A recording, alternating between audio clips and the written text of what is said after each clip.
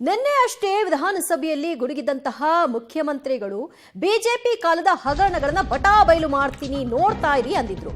ಈಗ ಬಿಜೆಪಿ ಕಾಲದ 21 ಹಗರಣಗಳನ್ನ ರಿಲೀಸ್ ಮಾಡಿದ್ದಾರೆ.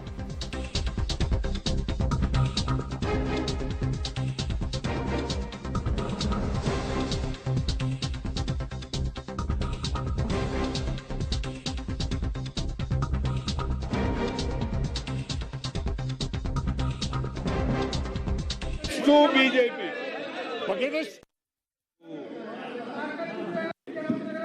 ಅಬ್ಕಾರಿ ಸಚಿವರನ್ನ ಬದಲಾವಣೆ ಮಾಡಿದ್ರು. ಮೈಕಾನ್ ಆಯ್ತಲ್ಲ ಸರ್ ನಿಮ್ದು, ಇವಾಗ ಆಗಾಯ್ತು, ಬದಲಾವಣೆ ಮಾಡಿದ್ರು. ಆಮೇಲೆ KKRDB ನಲ್ಲಿ 19-20ರಿಂದ ಏಪ್ರಿಲ್ 23ರವರೆಗೆ ಸಿದ್ದರಾಮಯ್ಯನವರೇ ಮುಖ್ಯಮಂತ್ರಿ ಮುನೀರ್ ರತ್ನ ಮಿನಿಸ್ಟರ್ 200 ಕೋಟಿಗೂ ಹೆಚ್ಚು ದತ್ತಾತ್ರೇಯ ಪಾಟೀಲ್ ರೇವೂರು ನಿಗಮದ ಅಧ್ಯಕ್ಷರಾಗಿದ್ದಂತಹ ಅವಧಿಯಲ್ಲಿ ಹಗರಣ ನಡೆದಿದೆ.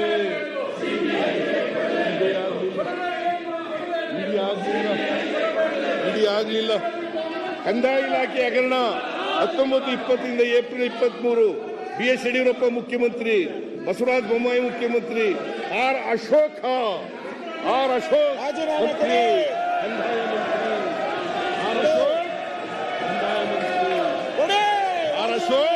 ಕಂದಾಯ ಮಂತ್ರಿ ಶೃಂಗೇರಿಯ sub registrar HS Basavaraj, R Ashok ಕಂದಾಯ ಸಚಿವರಾಗಿದ್ದಾಗ ಅವರ ಆಪ್ತ ಸಹಾಯಕರು ಲಂಚ ಕೇಳಿದ್ದ ಪ್ರಕರಣ ಹಾಗೂ ಆರ್ ಅಶೋಕ್ ಅವರ ಆಕ್ರಮಕ್ಕೆ ಸಂಬಂಧಿಸಿದಂತೆ ಪ್ರಕರಣ ಸುಪ್ರೀಂ ಕೋರ್ಟ್ನಲ್ಲಿ ಪೆಂಡಿಂಗ್ ಇದ್ದರೂ ಚುನಾವಣಾ ಅಫಿಡವಿಟ್ನಲ್ಲಿ ಕುರಿತು ಯಾವುದೇ ಮಾಹಿತಿ ಇಲ್ಲ.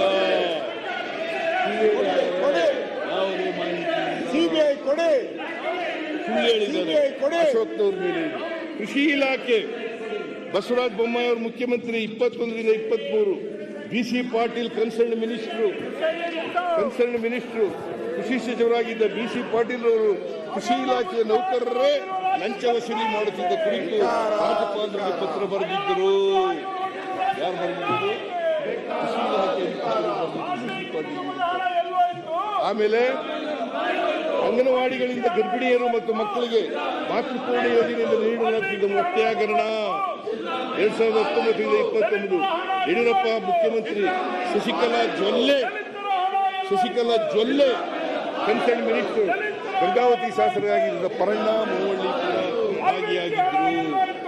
KIDB ಹಗರಣ 2018ರಿಂದ 13ರವರೆಗೆ BS ಯಡಿಯೂರಪ್ಪ, ಜಗದೀಶ್ ಶೆಟ್ಟರ್, ಸದಾನಂದ ಗೌಡ, ಕಟ್ಟಾ ಸುಬ್ರಹ್ಮಣ್ಯ ನಾಯ್ಡು, ಮುರುಗೇಶ್ ನಿರಾಣಿ ಇನ್ನೂ ಆರಿಲ್ಲ.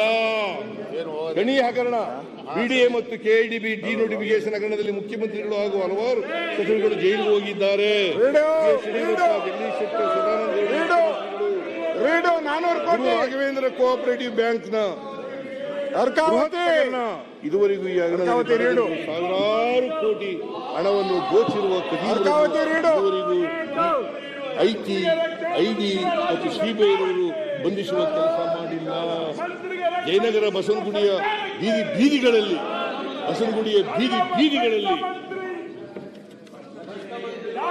ಕಳ್ಳರು ವಿಧಾನಸೌಧ ಪಾರ್ಲಿಮೆಂಟಿಗೂ ಆಯ್ಕೆಯಾಗಿ ಹೋಗಿದ್ದಾರೆಂದು ಮಾತನಾಡಿಕೊಳ್ಳುತ್ತಿದ್ದಾರೆ.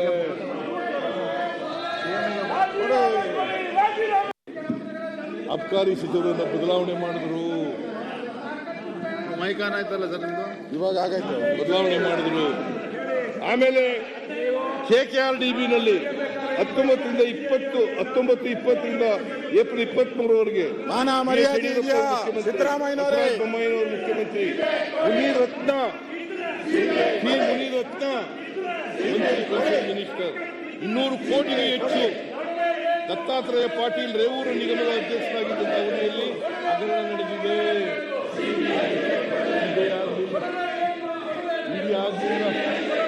ಇಡೀ ಆಗಲಿಲ್ಲ. ಕಂದಾಯ ಇಲಾಖೆ ಹಗರಣ 19-20ರಿಂದ ಏಪ್ರಿಲ್ 23 BS ಯಡಿಯೂರಪ್ಪ ಮುಖ್ಯಮಂತ್ರಿ, ಬಸವರಾಜ ಬೊಮ್ಮಾಯಿ ಮುಖ್ಯಮಂತ್ರಿ, ಆರ್ ಅಶೋಕ್ ಮಂತ್ರಿ, ಕಂದಾಯ ಮಂತ್ರಿ, ಆರ್ ಅಶೋಕ್ ಶೃಂಗೇರಿಯ sub registrar H S. Basavaraj R. Ashok ಕಂದಾಯ ಸಚಿವರಾಗಿದ್ದಾಗ ಅವರ ಆಪ್ತ ಸಹಾಯಕರು ಲಂಚ ಕೇಳಿದ್ದ ಪ್ರಕರಣ ಹಾಗೂ ಆರ್. ಅಶೋಕ್ ಅವರ ಆಕ್ರಮಕ್ಕೆ ಸಂಬಂಧಿಸಿದಂತೆ ಪ್ರಕರಣ ಸುಪ್ರೀಂ ಕೋರ್ಟ್ನಲ್ಲಿದೆ. ಪ್ರಕರಣ ಸುಪ್ರೀಂ ಕೋರ್ಟ್ನಲ್ಲಿ ಪೆಂಡಿಂಗ್ ಇದ್ದರೂ ಚುನಾವಣಾ ನಿಮ್ ತಾಕತ್ತಲ್ಲಿ ಎಲ್ಲೋಯ್ತು? ಪಾರ್ಲಿಮೆಂಟ್ ಬಿಜೆಪಿ ಸೋಲ್ತು, ನಾವು ಅಧಿಕಾರಕ್ಕೆ ಬಂದಿದ್ದೀವಿ. 136 ಜನ ಗೆದ್ದಿದ್ದೀವಿ ನಾವು. ನಂಬರ್ 136, ಇವು 64. ನಿಮ್ಮ ಆಯ್ಸಿ ಎಷ್ಟೇ ಸುಳ್ಳು ಆರೋಪಗಳನ್ನು ಮಾಡಿದ್ರು ಕೂಡ ನಾವು ಬಗ್ಗಲ್ಲ, ಇದರಲ್ಲ, ಜಗ್ಗಲ್ಲ. ನಿಮ್ಮನ್ನ ಬಲಿ ಹಾಕಿ ಎಲ್ಲ ತನಿಖೆಗಳನ್ನು ಮಾಡಿಸಿ ನಿಮ್ಮನ್ನ ಬಲಿ ಹಾಕಿ ಕೆಲವರನ್ನ ತಪ್ಪು ಮಾಡಿದವರನ್ನ ಜೈಲಿಗೆ ಕಳಿಸ್ತಕ್ಕಂಥ ಕೆಲಸವನ್ನು ಮಾಡೇ ಮಾಡ್ತೀವಿ ಅಂತಕ್ಕಂಥ ಮಾತುಗಳನ್ನ ಹೇಳಲಿಕ್ಕೆ ಬಯಸ್ತೇನೆ. ಅದರಿಂದ ಮಾನ್ಯ ಅಧ್ಯಕ್ಷರೇ, ನಾವು ಯಾವುದೇ ಚೀಫ್ ಮಿನಿಸ್ಟರ್ ಏನ್ ಕಳಂಕ ತರಬೇಕು ಅಂತ ಮಾಡಿದ್ದಾರೆ ಅದು ಸಾಧ್ಯ ಇಲ್ಲ ಈ ವಿಷಯದಲ್ಲಿ. ಆಮೇಲೆ ಏನು ದಲಿತರು, ಪರಿಶಿಷ್ಟ ಜಾತಿಯವರ ಹಣ, ಪರಿಶಿಷ್ಟ ವರ್ಗದವರ ಹಣ ಲೂಟಿ ಹೋಗ್ಬಿಟ್ಟಿದೆ ಅಂತ ಹೇಳ್ತಾರಲ್ಲ, 187 ಕೋಟಿ 33 ಲಕ್ಷ ಅಲ್ಲ, ಅಷ್ಟು ಬ್ಯಾಂಕ್ ಬಂದಿರೋದು. ನ್ಯಾಷನಲ್ ಯೂನಿಯನ್ ಬ್ಯಾಂಕ್ ಆಫ್ ಇಂಡಿಯಾಗೆ ಬಂದಿರೋದು. ಅದರಲ್ಲಿ 89 ಕೋಟಿ 63 ಲಕ್ಷ 89 ಕೋಟಿ 63 ಲಕ್ಷ ಮಾತ್ರ ಆಂಧ್ರಕ್ಕೆ, ತೆಲಂಗಾಣಕ್ಕೆ ಹೋಗಿರೋದು. ಅದನ್ನ ರಿಕವರಿ ಮಾಡಲಿಕ್ಕೆ ಪ್ರಾರಂಭ ಮಾಡಿದ್ದೀವಿ ನಾವು. ಈಗ ಹೇಳ್ತೀನಿ ನಾನು, ಯಾರೇ ತಪ್ಪಿತಸ್ಥರಿದ್ರು ಕೂಡ, ಯಾರೇ ಕಳ್ಳರುಗಳಿದ್ರು ಕೂಡ, ಯಾರೇ ಲೂಟಿಕೋರಿದ್ರು ಕೂಡ ಅವ್ರಿಗೆ ಶಿಕ್ಷೆಗೆ ಒಳಪಡಿಸ್ತಕ್ಕಂಥ ಕೆಲಸ ಮಾಡ್ತೀವಿ. ಯಾರಿಗೂ ರಕ್ಷಣೆ ಕೊಡ್ತಕ್ಕಂಥದ್ದು ಪ್ರಶ್ನೆನೇ ಇಲ್ಲ. ಯಾರಿಗೂ ರಕ್ಷಣೆ ಕೊಡ್ತಕ್ಕಂಥ ಪ್ರಶ್ನೆ ಇಲ್ಲ. ನಾವು ಯಾವತ್ತೂ ಕೂಡ ಕರಪ್ಷನ್ ಜೊತೆ ಶಾಮೀಲಾಗಲ್ಲ, ಕರಪ್ಷನ್ ಜೊತೆ ಕಾಂಪ್ರಮೈಸ್ ಮಾಡ್ಕೊಳ್ಳಲ್ಲ. ಕರಪ್ಷನ್ ವಿರುದ್ಧ ಹೋರಾಟ ಅಂತಕ್ಕಂಥ ಮಾತುಗಳನ್ನ ಹೇಳಿ ಇವರು ಅವರ ತಪ್ಪುಗಳನ್ನ ಮುಚ್ಚಿಕೊಳ್ಳಲಿಕ್ಕೆ, ಅವರ ಕಾಲದಲ್ಲಾದಂತ ಕಳ್ತನ, ಲೂಟಿ, ಭ್ರಷ್ಟಾಚಾರ ಅದನ್ನು ಮುಚ್ಚಿಕೊಳ್ಳಲಿಕ್ಕೆ ಇವತ್ತು ಆಮೇಲೆ ಯಾವತ್ತೂ ಕೂಡ ಈಗ ಇಡಿಯವರು ಹಿಂದೆ ಎಲ್ಲ ಬರಲಿಲ್ಲ.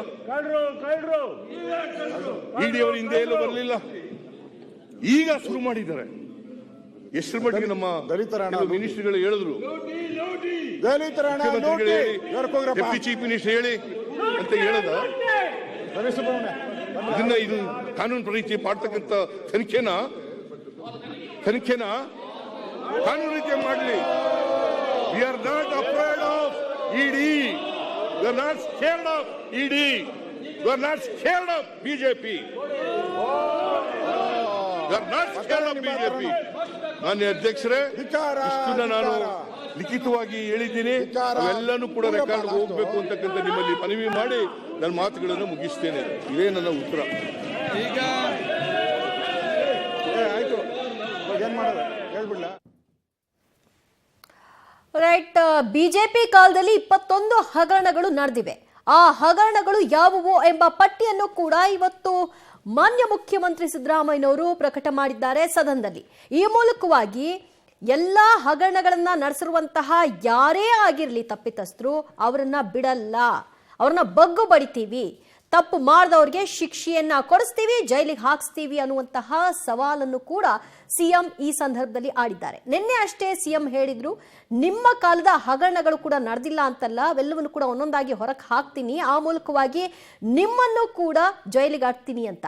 ಅದರ ಭಾಗವಾಗಿ ಇವತ್ತು ಪಟ್ಟಿಯನ್ನ ರಿಲೀಸ್ ಮಾಡಿದ್ದಾರೆ. ಇದು ಕೇವಲ ಕೆಸರೆರಚಾಟಕ್ಕೆ ಮಾತ್ರ ಸೀಮಿತವಾಗದೆ ಮುಂದಿನ ದಿನಗಳಲ್ಲಿ ಇದನ್ನು ತನಿಖೆಗೆ ಒಪ್ಪಿಸ್ತೀನಿ, ತಪ್ಪಿತಸ್ಥರಿಗೆ ಶಿಕ್ಷೆ ಆಗುವಂತೆ ನೋಡ್ಕೊಳ್ತೀನಿ, ಯಾರಿಗೂ ಕೂಡ ನಾನು ರಕ್ಷಣೆ ಕೊಡುವಂತಹ ಪ್ರಮೇಯವೇ ಇಲ್ಲ ಅಂತ ಹೇಳಿದ್ದಾರೆ. ಜೊತೆಗೆ ವಾಲ್ಮೀಕಿ ನಿಗಮದ ಹಗರಣದಲ್ಲಿ 187 ಕೋಟಿ ಅಷ್ಟು ಹಗರಣ ನಡೆದಿಲ್ಲ. ಹಗರಣ ಆಗಿರೋದು 89 ಕೋಟಿ 63 ಲಕ್ಷದಷ್ಟು. ಇದು ಆಂಧ್ರ ಮತ್ತು ತೆಲಂಗಾಣಕ್ಕೆ ಹೋಗಿದೆ. ಸೊ ಇದನ್ನ ಯಾರು ಮಾಡಿದ್ದಾರೆ, ಯಾರು ಇದರಲ್ಲಿ ಪಾತ್ರಧಾರಿಗಳಿದ್ದಾರೆ, ಅವರು ಶಿಕ್ಷೆಯನ್ನು ಅನುಭವಿಸ್ತಾರೆ, ನನ್ನ ರಕ್ಷಣೆ ಅವರಿಗೆ ಸಿಗೋದಿಲ್ಲ ಅಂತ ಕೂಡ ಹೇಳಿದ್ದಾರೆ. ಇದೇ ಸಂದರ್ಭದಲ್ಲಿ ನೀವೇ ಹಗರಣ ನಡೆಸಿರುವವರು ಅಂತ ಬಿಜೆಪಿ ನಾಯಕರುಗಳು ಕೂಡ ಕೂಗಿದ್ದಾರೆ. ಬದಲಾವಣೆ ಮಾಡಿದ್ರು,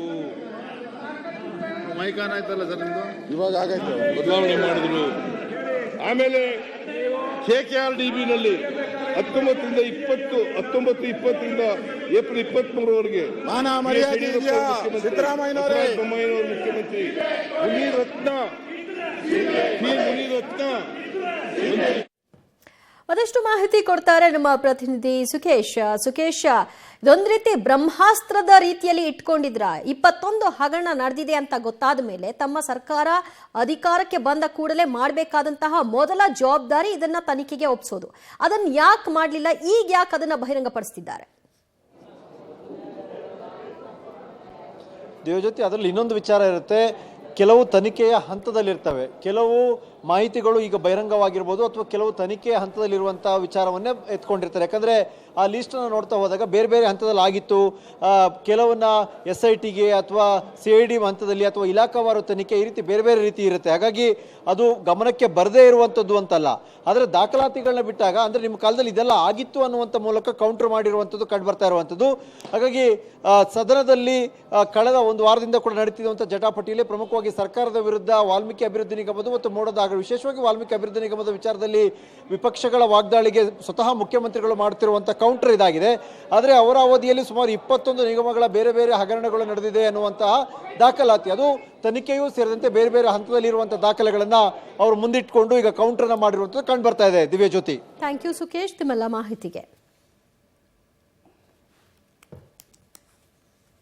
ಲಂಚ ವಸೂಲಿ ಮಾಡುತ್ತಿದ್ದ ಕುರಿತು ರಾಜ್ಯಪಾಲರಿಗೆ ಪತ್ರ ಬರೆದಿದ್ದರು. ಯಾರು ಬರೆದಿದ್ದರು? ಆಮೇಲೆ ಅಂಗನವಾಡಿಗಳಿಂದ ಗರ್ಭಿಣಿಯರು ಮತ್ತು ಮಕ್ಕಳಿಗೆ ಮಾತೃಪೂರ್ಣ ಯೋಜನೆ